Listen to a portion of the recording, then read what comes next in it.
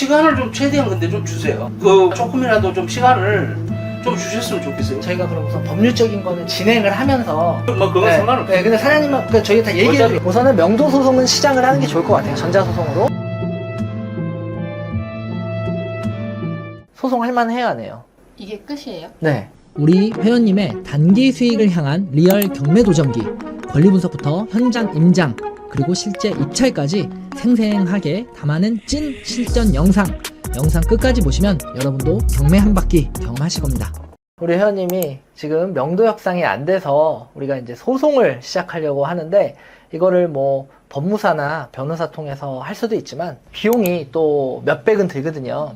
최소 100만 원 이상 들기 때문에 이 간단한 전자소송 정도는 하실 줄 알면은 좋을 것 같아서 서류도 한번 해보실 수 있을 만큼 한번 해보고 오셔라 이렇게 설명을 드렸는데, 한번 해봤어요? 네. 어떤 것 같아요? 틀대로 작성하니까 쉽던데요. 아, 그래요? 한번 봐볼까요? 네. 우리가 전자소송을 통해서 하면은 되게 편하게 할 수 있거든요. 그거를 우리가 같이 한번 해보도록 하겠습니다. 이 네이버에 우리가 전자소송을 검색하시고, 여기 전자소송 포털 여기에 들어가시면 돼요. 이 안에서 이제 로그인을 해야 돼요. 요거는 이제 개인정보가 필요하니까 우리가 좀 생략하고, 이렇게 로그인을 한 다음에는 여기에 나의 전자소송 서류 제출 막 이런 거 있는데, 이 중에 서류 제출 우리가 요걸 할 거예요. 민사 본안. 우리가 부동산으로 관련돼서 뭔가 다툼이 있을 때는 다 민사 본안으로 하거든요. 요걸 누르면 이렇게 자주 찾는 민사 본안 서류가 있는데, 우리는 이 중에 소장 요걸로 이제 접수할 거예요. 누르면 인증서를 입력하라 나오네요. 그 인증서를 또 한번 해야 돼. 네, 됐습니다. 그러면 사건에 대해서 전자소송 진행 동의 누르고 당사자 작성. 그럼 이제 사건명부터 이렇게 있는데, 이게 어려운 분들이 있는데 눌러보면 다 나와요. 어떤 사건으로 할지. 지금 우리는 명도를 할 거잖아요. 네. 요거예요, 요거. 건물 인도.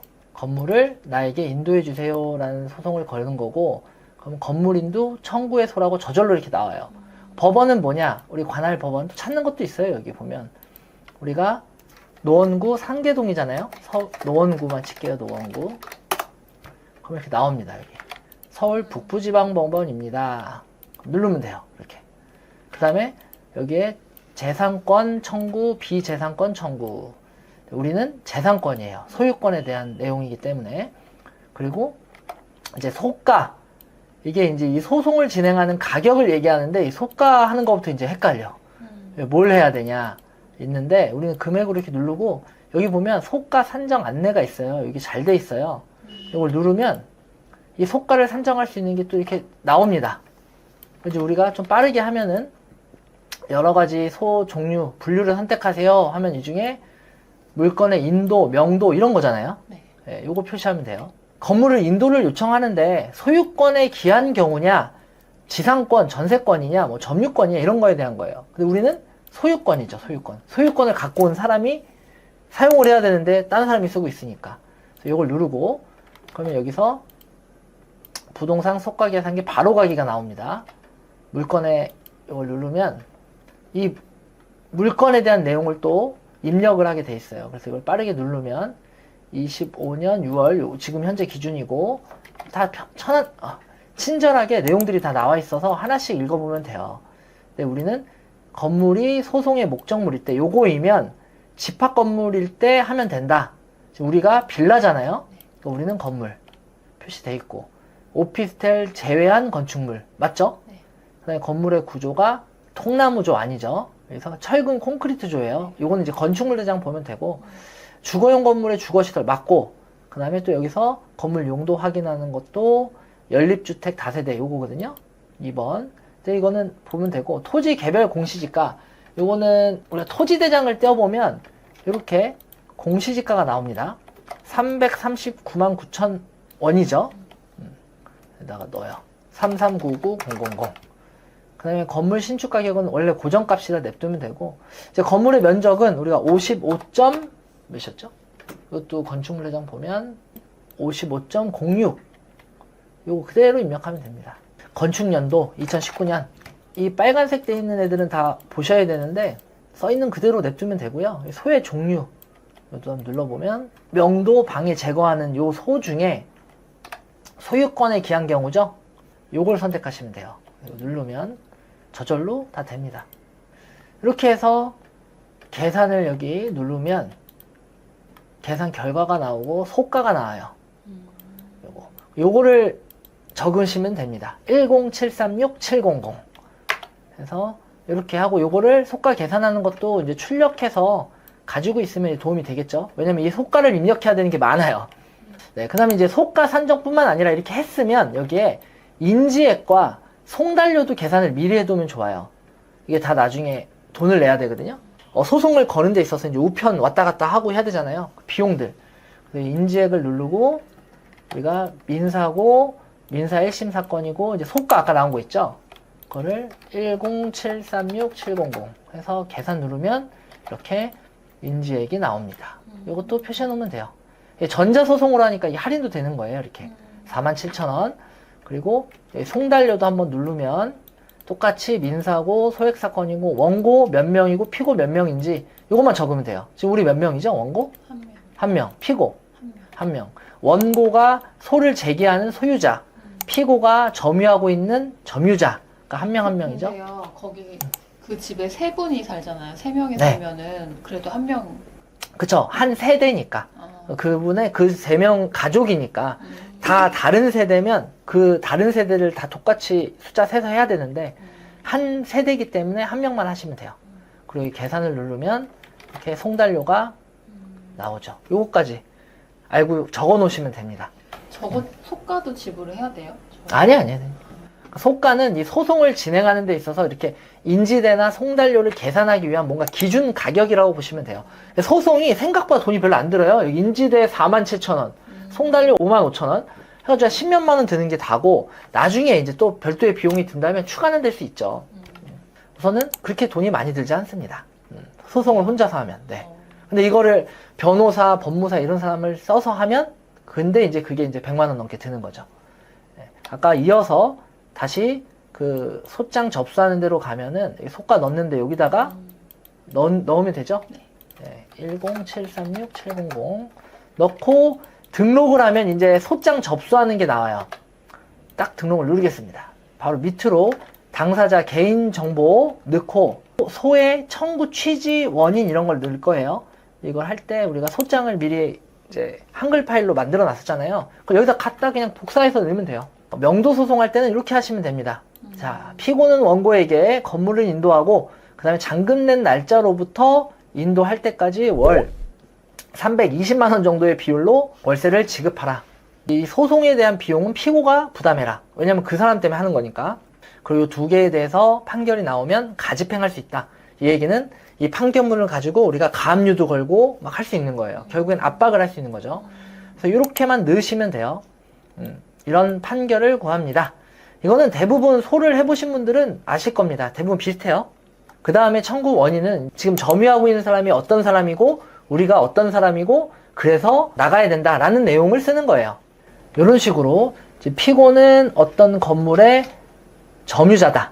그리고 피고는 신탁회사의 명의로 신탁 등기되어 있는 부동산인데도 불구하고 동의를 받지 않고 위탁자인 파이낸스랑 계약을 했다. 그래서 불법 점유자다. 근데 우리 원고 측은 공매로 낙찰받은 낙찰자고 잔금도 냈다. 그리고 협의를 하려고 했는데 안 나가더라.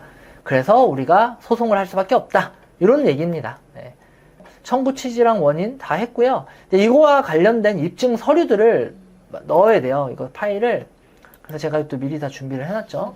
상계동 소송자료 해가지고 등기사항 전부 증명서, 매매계약서, 전입세대열람, 토지대장, 건축물대장 이런 것들을 이제 여기 입증 자료로 우리가 첨부를 하는 거죠. 이건 꼭 해야 되는 거죠. 그럼요. 이걸 봐야 우리가 소유자인지를 알고 우리가 지금까지 주장한 내용들이 맞는지 틀리는지를 알겠죠. 추가적으로 우리가 증명할 때 첨부 좀 자료 참고하실 만한 거 그런 것도 이제 여기다 넣으면 돼요. 그 파일을 쭉 첨부하는 거예요. 이거를 만약에 누락해도 나중에 보정하라고 날라오니까 신경 안 쓰고 이렇게 해서 파일을 다 첨부한 다음에 등록 누르고 또 등록 어디 있어? 등록 누르고 다 한 다음에 작성 완료 누르면 끝났습니다. 끝이에요? 네. 서류 다 첨부해가지고 딱 해서 소장 이렇게 하나 나오는 거예요. 저절로. 그죠? 이렇게. 옛날에는 이걸 다 컴퓨터로 작성해서 종이로 출력해서 제출을 했어야 되는데 요즘에는 이제 이게 너무 잘 돼 있죠. 이제 이렇게 다 해서 작성을 하면 돈 내야죠? 이게 되게 비쌀 거라고 생각하는데 아까 말씀드린 대로 인지대와 송달료 요 금액 합쳐봐야 13만 원이거든요? 소송할 만해요, 안 해요? 이게 끝이에요? 네. 나중에 뭐 법원에서 이렇게 오라고 하면 오고 뭐 그런 거예요. 우선은 여기까지. 이제 강제 집행을 한다면 나중에 비용이 좀 추가적으로 될 수 있지만, 그러니까 소송을 하는 게 생각보다 돈이 안 비싸요. 그러네요. 네, 그럼 이거를 제일 쉽게 가상계좌로 받아가지고 입금하는 걸로 네. 해드릴게요. 그래서 납부 당사자는 가상계좌 어디 은행으로 해드려요? 가상계좌. 국민 없네. 여기 있다. 국민은행. 네. 자, 그러면 이제 사건에 대해서 조금 성실하게 답변을 해주면 보다 신속 효율적으로 진행할 수 있다. 답변하면 돼요. 그럼 이제 뭐가 나오냐? 설문을 하는데 이게 빠른 소송을 위해서 이제 나중에 판사가 정해지면 그분들이 참고할 수 있는 내용들이에요. 피고와 연락 되나요? 그렇죠. 연락은 되죠. 네. 피고가 받아볼 수 있냐? 우편. 네. 피고는 원고의 청구를 인정하고 있는가요? 네. 인정하고 있죠. 나가는 거 자기도 알고 있으니까. 그리고 증인을 신청할 계획이 있냐? 증인 신청할 필요 없죠. 네. 원래 알고 있던 사연이 아니죠. 이렇게만 하고 내면 끝! 소장 접수가 완료되었습니다. 해서 북부지방법원으로 건물 인도에 관련된 소장이 접수가 된 거예요. 아직 재판부는 지금 넣었으니까 아직 배당은 안 됐고 나중에 정해지면 사건 번호는 이미 이렇게 정해졌거든요. 경매 사건 번호처럼 뭐뭐 타경 이런 게 있잖아요. 이런 민사 사건은 가단이라는 게 나오거든요. 번호 정해졌으니까 이제 관련된 소송은 요거 사건 번호만 알면 돼요. 이제 전자소송으로 우리가 시작했기 때문에 어디서든 이 사건 번호 있으면 진행 상황을 알 수 있어요. 그래서 이렇게 공매로 낙찰을 받고 이제 명도 협상을 하려고 했는데 협상이 잘 안 됐잖아요. 그러면서 회원님이 조금 약간 스트레스를 받으셨는데 안 나간다고. 근데 이제 제가 지금 점유하시는 분하고 다시 한번 협상을 잘 해보려고 했으나 보증금을 다 받기 전에는 나갈 생각이 없다. 법대로 할 거면 알아서 해라. 네. 그러니까 이제 회원님이 어쩔 수 없이 소송을 할 수밖에 없는 거고 네. 제가 이제 당분간 연락하지 말고 이제 서로 얘기하면 된다. 그러면 보통 그쪽에는 연락이 언제쯤 가는 거예요? 법원에 지금 접수했으니까 네. 서류를 먼저 검토를 하죠. 이상이 없다 하면은 이거를 우편으로 만들어서 상대방에게 보내줘요. 한 1, 2주는 걸릴 거예요. 지금 그분은 보증금 3천에 월세 95만 원인가 살고 네. 있는데 아까 보셔서 아시겠지만 네. 월세를 320만 원 청구할 수 있어요. 와. 우리가 근거를 가지고 제출을 했으니까 이제 상대방이 보면 놀라겠죠. 자기는 95만 원 냈는데 320만 원이라니. 그 이유는 이제 이 건물의 가치가 그만큼 있는데 자기가 내고 있는 월세랑은 상관이 없어요. 왜냐면 우리는 소유자고 우린 보증금도 지금 받지 못하는 상황이고 이 건물의 가치가 320만 원 가치만큼 월세를 받을 수 있는 충분한 가치가 있다. 네, 그래서 그렇게 청구한 거니까 아마 이걸 받고 연락이 와서 협의를 요청할 수도 있고요. 이제 우리가 소장을 접수했으니 법원에서 검토를 하고 만약에 그 서류가 문제가 있다 하면은 회원님한테 보정을 하라고 보정 명령이 날라와요.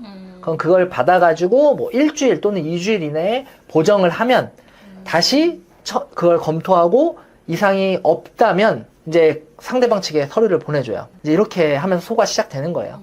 그분이 그걸 받고 우리랑 같이 붙을 거면 자기의 의견을 낼 것이고 그냥 인정한다면 가만히 있게 되죠. 가만히 있으면 우리가 주장한 대로 판결이 나요.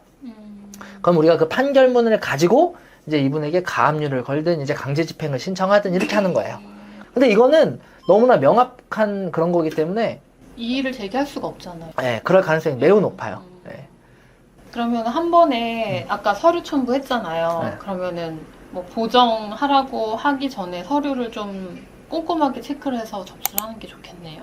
그렇죠. 그래서 아까 봤잖아요. 네. 꼼꼼하게. 네. 만약에 저 혼자 했으면은 좀 놓치는 것도 있을 것 같아서. 그럴 수 있죠. 근데 이게 명도 소송은 틀이 딱 있어요. 내용은 명확하잖아요. 내가 소유자니까 당신 퇴실하세요. 그러니까 퇴실을 하는 날까지 월세를 내세요. 그리고 이거 판결문 가지고 당신한테 압류나 강제 집행할 수 있습니다. 요걸 청구하는 게 다잖아요. 맨날 명도는. 그쵸. 목적이 똑같기 때문에 항상 똑같은 문구를 쓰고 거기서 달라지는 건 뭐냐? 이 사람이 어떤 사람이니까 조금 그런 내용 바꾸고 내가 어떤 사람인지 개인정보 좀 바꾸고 그 다음에 아까 얘기했던 그런 월 차임 같은 거 계산하는 식에 따라서 빌라를 받았든 아파트를 받았든 그거에 따라 조금씩은 차이가 있겠죠. 금액에 따라. 그런 것만 바꿔서 할 줄 알면 전혀 뭐 어려울 게 없는 거예요. 그러네요. 네. 그래서 제가 오늘 이거 하면서 소장 만든 그 양식을 보내드렸으니까 다음에 이제 명도소송 이런 거 할 때는 요 양식에서 그것만 바꾸시면 돼요. 이 매뉴얼도 또 이 사이트에 있어요. 근데 매뉴얼 보고 또 보기가 너무 어려우신 분들은 제가 오늘 이제 소개해드린 요 정도만 하셔도 충분히 할 수 있습니다. 한 번만 하면 돼. 근데 이런 거 전자소송 하는 것도 다른 데서는 100만원, 200만원씩 수강료를 받고 알려주고 그러기도 하더라고요. 돈 많이 버신 거예요. 감사해요. 어쨌든, 네, 오늘은 그럼 이렇게 소장 접수하는 걸로 해서 명도소송 시작했으니까 이제 당분간 뭐 해야겠어요? 뭐 제가 할 일 해야죠. 네, 좀 기다려야 된다. 느긋하게. 네. 네, 아시겠죠? 네. 네, 그럼 당분간 좀 쉬면서 감사합니다. 네, 좀 지켜보도록 하시죠. 네, 다음에 만나요. 다음에 봬요. 네, 감사합니다. 네. 감사합니다.